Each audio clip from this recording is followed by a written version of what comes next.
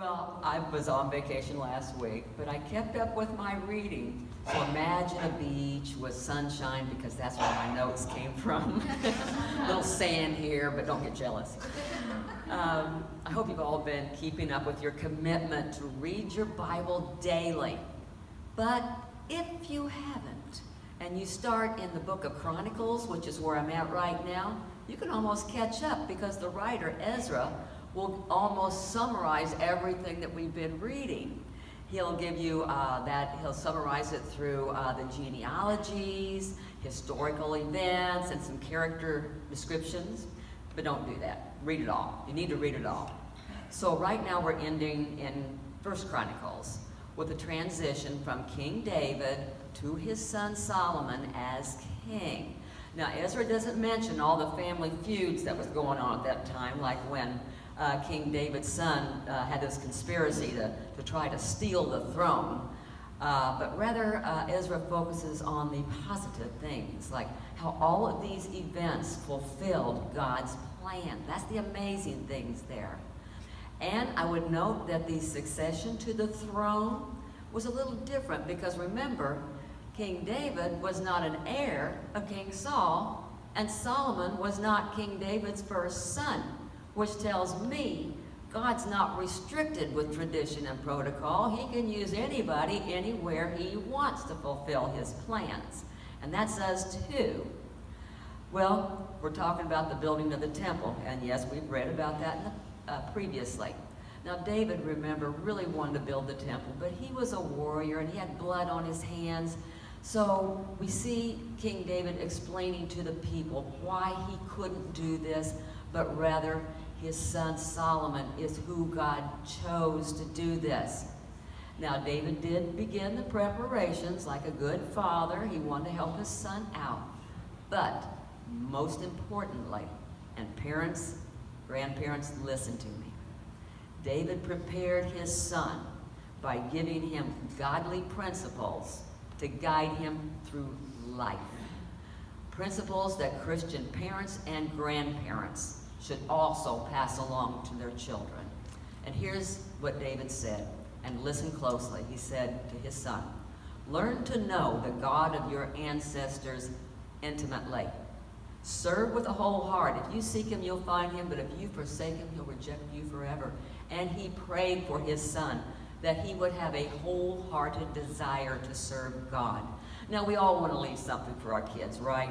We leave businesses, farms, heirlooms, money, if you're so fortunate. But are you passing on to them a roadmap for a godly life? How to have a relationship with God, not just know about him.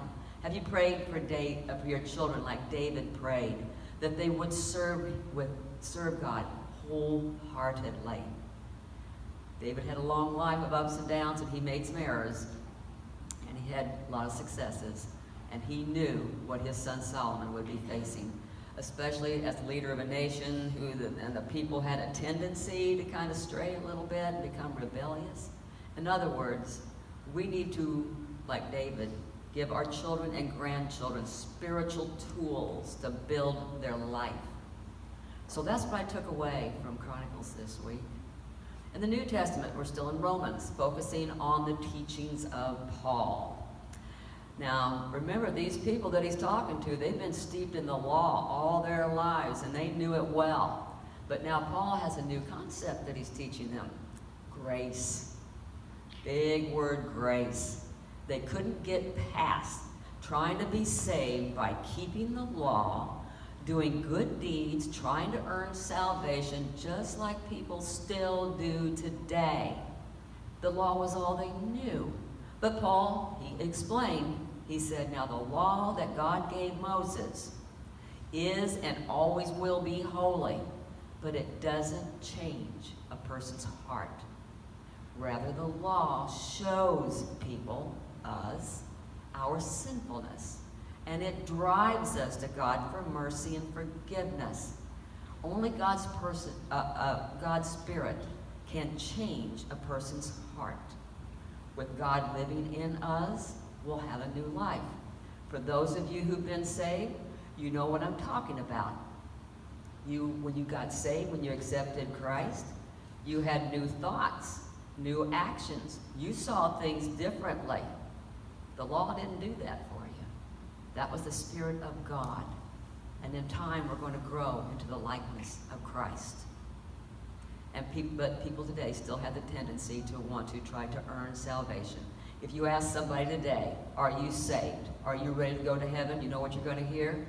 Well, I go to church. I was baptized as a baby.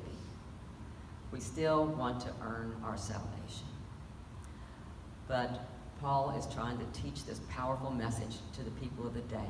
So if I could just close with just this. Just kind of reflecting on everything that we've been reading all this time. Things that happened over 2,000 years ago. It should be doing more than just giving you information, history, for good conversation. But hopefully it's giving you a sense of peace and perspective, especially with what we're experiencing today. Our thoughts and emotions have been absolutely battered by news, drama. We can't rely on anything. Unfettered hate and violence everywhere. These scriptures that we've been reading clearly shows me, shows you, that God is and always has been in control. Just as he controlled all of this history, he controlled his timing, his methods, the events surrounding Jesus' birth and death. And in the midst of all the chaos and threats that went on at that time, Christ came at just exactly the right time and exactly according to God's own schedule. And he died for all of us, not because we deserved it, but because he loves us and wants us to spend eternity with him. And that same God is still in control today. And his timing will be perfect for the soon return of Christ. It doesn't get any more simple than that. And that's news you can rely on. So turn off the news and read the good news and catch up with the rest of us. Okay?